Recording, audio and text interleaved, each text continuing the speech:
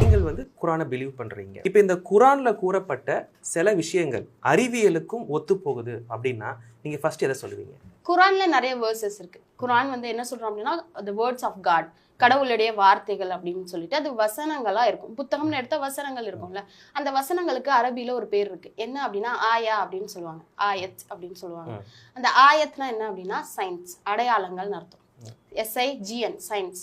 So அந்த அடையாளங்கள். இன்னொரு பேர் வந்து மிராக்கிள்ஸ் அப்படின்னு சொல்லுவோம். அந்த ஒவ்வொரு வசனமே ஒரு அடையாளம், ஒரு அதிசயம். எதற்கான அடையாளம் அப்படின்னா கடவுள் இருக்காரு அப்படின்றதுக்கான அடையாளம். எதற்கான அதிசயம்னா இது மனிதனால சொல்லப்பட முடியாத வார்த்தைகள் அப்படின்றதுக்கான அதிசயம். ஸோ அப்போ குரான்னு பார்த்தா ஃபுல் குரானுமே அதிசயமாக தான் இருக்கும், ஃபுல் குரானுமே உங்களுக்கு அடையாளமாக தான் இருக்கும். அதில் குறிப்பாக சில விஷயங்கள் என்ன அப்படின்னா அட்வான்ஸ் சயின்ஸை பேசணும். நம்ம பழைய சயின்ஸ் கூட கிடையாது, ரொம்ப அட்வான்ஸ்டு சயின்ஸை பற்றி பேசணும். இப்போ ஒரு மனுஷன் வந்து ஃபிசிசிஸ்ட் இருக்காரு அப்படின்னா அவருக்கு வந்து கெமிஸ்ட் பற்றி நாலேஜ் இருக்காது, டீப் நாலேஜ் இருக்காது. ஜென்ரலாக நாலேஜ் இருக்கும், டீப் நாலேஜ் இருக்காது. PhD லெவல் பண்ணவங்களுக்கும் ஒரு ஃபிசிசிஸ்டுக்கும் கண்டிப்பாக டிஃப்ரென்ஸ் இருக்கும். ஒரு சயின்ஸ் ஸ்டூடெண்ட்ஸ்க்கு ஆர்ட்ஸை பற்றி நிறைய தெரியாது. ஸோ எல்லா டிபார்ட்மெண்ட்டையும் ஒரே மனுஷனால கவர் பண்ண முடியாது. ஸோ இந்த குரான் என்ன சொல்கிறாங்க, முகமதுடைய வார்த்தைகள்னு ஏத்திஸ்ட் சொல்கிறது ஓகே. அப்படி சொன்னாங்க அப்படின்னா, அப்படி முகமதுடைய வார்த்தைகளாக இருந்ததுன்னா, ஸல்லல்லாஹு அலைஹி வஸல்லம் வார்த்தைகளாக இருந்தது அப்படின்னா ஒரு மனுஷனே எல்லா டிபார்ட்மெண்ட்டை பற்றி பேசியிருக்க முடியாது. ஸோ இப்போ நம்ம வந்து ஒரு 5 டிபார்ட்மெண்ட்டை பற்றி பேசலாம். 5 விஷயங்கள்: physics, chemistry, embryology, geology and நம்மளுடைய ஹிஸ்ட்ரி. இதெல்லாம் பேசுவோம். ஃபிசிக்ஸ் தெரிஞ்சவங்களுக்கு கெமிஸ்ட்ரி தெரியாதுன்னு சொன்னோமா? ஃபிசிக்ஸில் பிக் பேங் தியரி எப்போ கண்டுபிடிக்கப்பட்டது? 1930களில். அப்போ தான் வந்து பிக் பேங் தியரியை ஃபிசிசிஸ்ட் கண்டுபிடிக்கிறாங்க. என்னன்னா இந்த பூமி, இந்த யூனிவர்ஸ் எல்லாமே ஆட்டோமேட்டிக்காக இருந்தது கிடையாது. சம் பிக் பேங் ஒரு பெரிய வெடிப்பு உருவாகி எல்லா கோள்களும் உருவானது அப்படின்னு குரான்ல இந்த வசனம் இருக்கு. 21வது அத்தியாயம் 30வது வசனத்துல என்ன சொல்றோம் அப்படின்னா, வானம், பூமி, இரவு, பகல் எல்லாமே ஒன்றோடு ஒன்று இணைந்திருந்தது. அதை அல்லாஹ் தான் பிரிச்சான் அப்படின்றத நீங்க பார்க்கவில்லையா அப்படின்ற கொஸ்டின் வருது. ஸோ வானம், பூமி எல்லாமே ஒன்னாதான் இருந்தது, அதை செப்பரேட் பண்ணி பிரிச்சு எடுத்த அதுக்கப்புறமா தான் பிரிச்சு எடுக்கப்பட்ட பிறகுதான் இந்த உலகம் வந்தது அப்படின்ற ஒரு விஷயம். ஸோ அந்த பிக் பேங் தியரி வந்து இப்போ 1930களில் கண்டுபிடிச்சது. எப்படி 1455 வருஷத்துக்கு முன்னாடி ஒரு மனிதனால சொல்ல முடியும்? யார் சும்மா ஒரு பேச்சு வாக்கில் இதெல்லாம் சொல்லிட முடியாதுல்ல. ஸோ ஃபிசிக்ஸ் வந்து இன்னைக்கு இருக்க அட்வான்ஸ் சயின்ஸுக்கும் குரானுக்கும் எந்த ஒரு மாற்றமும் இல்லாமல் இருக்கு அப்படின்றதுக்கான அடையாளம் எது? கெமிஸ்ட்ரி பார்த்தோம்னா மினரல்ஸ் தெரியும் நமக்கு, தனிமங்கள் அதெல்லாம் வரும், உலோகம், தனிமம், அந்த மாதிரி விஷயங்கள்லாம் வரும். ஸோ 1923 சம்திங், 23 to 25 என்ன கண்டுபிடிக்கிறாங்க அப்படின்னா, இந்த இரும்பு தனிமத்தை நம்மளால உருவாக்கவே முடியாது. ஒரு இரும்பு ஃபெரஸ் அப்படின்ற ஒரு அயன் உருவாகணும் அப்படின்னா அதுக்கு தேவைப்படக்கூடிய ஏற்புடைய கொள்நிலை எவ்வளவு இருக்கணும் அப்படின்னா 100 மில்லியன் டிகிரிஸை விட அதிகமா இருக்கணும் ஒரு இரும்பு தனிமத்தை உருவாக்குறதுக்கு.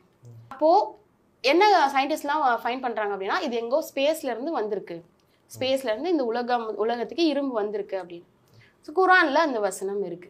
57வது அத்தியாயம் 25வது வசனம். ஹதீத் அப்படின்னே இந்த அத்தியாயத்துக்கு பேர், இரும்பு அப்படின்னே, இரும்பு தான் அப்படின்ற டாபிக்லேயே அந்த அத்தியாயம் இருக்கு. என்ன அப்படின்னா, இரும்பை நாம் இறக்கினோம் அப்படின்னு வரும்.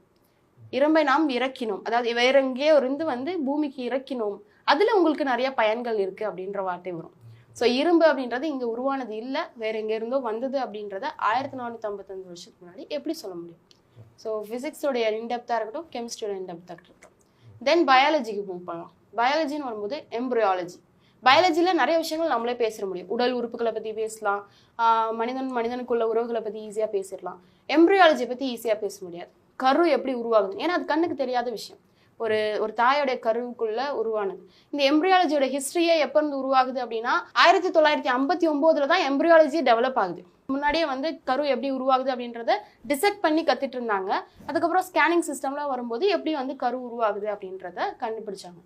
ஆனா 1455 வருஷத்துக்கு முன்னாடி குரான்ல இருக்கக்கூடிய வார்த்தைகள் என்னது? 23வது அத்தியாயம் 12ல இருந்து 17 வரை ஒவ்வொரு ஸ்டெப் பை ஸ்டெப்பா வந்து எப்படி கரு உருவாகுது அப்படின்றத வந்து அல்லாஹ் சொல்றோம். என்னன்னா ஃபர்ஸ்ட் வந்து அது வந்து ஒரு இரத்த கட்டியோட நிலைமையில, அட்டைப்பூச்சி போன்ற இரத்த கட்டி. அட்டைப்பூச்சி எப்படி இருக்கும்னு நமக்கு தெரியல, அது மாதிரி ஒட்டிட்டு இருக்கக்கூடிய இந்த மாதிரி இவ்வளோ இன்டீட்டெயில்டா எப்படி சொல்லுங்க, ஒரு கருல ஊம்புல அதோடைய ஃபர்டிலைஸ்டான ஒரு ஓவம் எப்படி இருக்கும் அப்படின்னா ஒரு அட்டைப்பூச்சி மாதிரி ஒட்டிட்டு இருக்கும் அப்படின்றது வந்து இன்னைக்கு இருக்க சயின்ஸ்ல நம்ம ஸ்கேன் ரிப்போர்ட்லயே நம்ம பார்த்தோம் அப்படின்னா தெரியும். ஸோ அந்த நிலைமையில ஃபர்ஸ்ட் உருவாகுது. அது எப்படி உருவாகுது அப்படின்னா நுத்துஃபா அப்படின்ற வேர்டை சொல்லியிருப்பாங்களாம். நுத்துஃபா அப்படின்னா என்னதுன்னா 2 திரவங்கள் சேர்க்கிறது. ஆப்போசிட் ஜெண்டர்ஸ் இருக்கக்கூடிய திரவங்களை 2 திரவத்தை நம்ம சேர்த்தோம்னா நுத்துஃபா அப்படின்னு சொல்லுவோம். ஸோ அந்த நுத்துஃபால இருந்து இது உருவாகுது அப்படின்னு சொல்லுவாங்க. நுத்துஃபா அப்படின்றது எதுனா மேலோடைய ஸ்பெர்ம்ஸும் ஃபீமேலோட ஓவமும் மிக்ஸ் ஆகி இது வந்து உண்டாகுது அப்படின்ற விஷயங்கள். ஸோ ரத்த கட்டி நிலைமைக்கு வந்துடுது. அதற்கப்புறமா அதற்குடைய சதைகள் கொடுக்கப்படுது. உருவான அந்த ரத்த கட்டியோடைய நிலை சதைகள் தான் ஃபர்ஸ்ட் வரும். அதாவது உறுப்புகள் உருவாகுது அப்படின்னு. இன்னைக்கு சயின்ஸ்ல பாத்தீங்க அப்படின்னாலும் எலும்புகள் உருவாகல, எதுவுமே உருவாகல. ஃபர்ஸ்ட் உருவாகக்கூடிய ஆர்கன்ஸ் தான். அது ஆர்கன்ஸ். ஹார்ட் தான் ஃபர்ஸ்ட் ஃபுல்லா கம்ப்ளீட்டா டெவலப் ஆகும். ஹார்ட் பீட் தான் வர ஆரம்பிக்கும். அதுக்கப்புறமா தான் ஒவ்வொரு ஆர்கன்ஸ் அண்ட் அடுத்தடுத்த எலும்புகளும் தசைகளும் உருவாகும். அதுக்கு அடுத்த நிலையில தான் அடுத்து சொல்றோம் அதற்கு எலும்புகளை நாம் அமர்த்தினோம், அதற்கப்புறம் அது மேல தசைகளை அனுப்பினோம், அது கடைசியில வந்து ஒரு மனித உருவமா உருவாச்சு அப்படின்னு. ஸோ இந்த எம்ப்ரியாலஜியோட அந்த ஸ்டேஜஸை பார்க்கும்போது இந்த எம்ப்ரியாலஜியோட சயின்டிஸ்ட் அதை டெவலப் பண்றவங்களே இதை வந்து அக்செப்ட் பண்ணிக்கிறாங்க.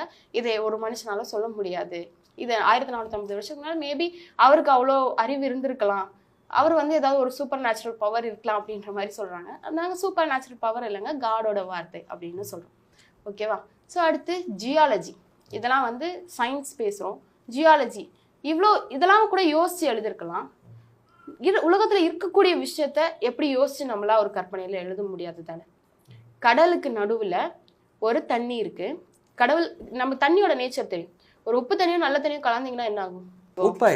உப்பாயிரும். ஆமா, ஆட்டோமேட்டிக்கா அது உப்பாயிரும். அது ஹை கான்சென்ட்ரேட்டட் உப்புல இருக்கக்கூடிய தண்ணியை நார்மல் ட்ரிங்கிங் வாட்டர்ல கலந்தோம்னா கம்ப்ளீட்டா அது உப்பாயிரும். ஸோ அதை பிரிக்கக்கூடிய நேச்சர் கிடையாது. வாட்டர் மாலிகுல்ஸ்க்கு அந்த நேச்சர் இருக்கு. அந்த H2O ஒவ்வொன்றையும் அட்ராக்ட் பண்ணக்கூடிய நேச்சர் இருக்கு. ஸோ அப்படி இருக்கக்கூடிய நேரத்துல கடலுக்கு நடுவுல ஒரு பகுதி இருக்கு. அந்த பகுதி இனிப்பா இருக்கும், இனிப்பான குடிநீரா இருக்கும், கடலுக்கு உள்ள இருக்கும். இன்னொரு பகுதி உப்பா இருக்கும் அப்படின்னு குர்ஆன்ல வசனம் வருது. அந்த கடல் எங்க இருக்குன்னா பெனிசுலால டூலம் அப்படின்ற இடத்துல இருக்கு. ஒரு மெக்சிகோல இருந்து 15 கிலோமீட்டர் தாண்டி கடலுக்குள்ள போகும்போது 150 அடி ஆழத்துக்கு கீழே, கடலுடைய 150 அடி ஆழத்துக்கு கீழே ஒரு ரிவர் ஓடுதான். நல்ல தண்ணியில இருக்கக்கூடிய ரிவர். அதை அந்த குர்ஆன்ல அல்லாஹ் சொல்லியிருக்கான், இந்த மாதிரி அதை பிரிக்கக்கூடிய ஒரு திரையை நாம் அமைச்சிருக்கோம் அப்படின்னு. நல்ல தண்ணியாவே இருக்கும், நீங்க குடிக்கிற மாதிரியே இருக்கும், உப்பு தண்ணி இருக்கும், அது ஒன்றோடு ஒன்று கலக்காது அப்படின்னு குர்ஆன்ல அல்லாஹ் சொல்றான். 25வது அத்தியாயம் 53வது வசனத்துல. ஸோ இதெல்லாம் பார்த்துட்டு இன்னமும் வந்து இது வந்து யாராவது கற்பனை பண்ணியிருப்பாங்க அப்படின்னா இது மாதிரி நிறைய அடையாளங்கள் இருக்கு. குர்ஆன் முழுக்க இந்த மாதிரி அடையாளங்கள் இருக்கு.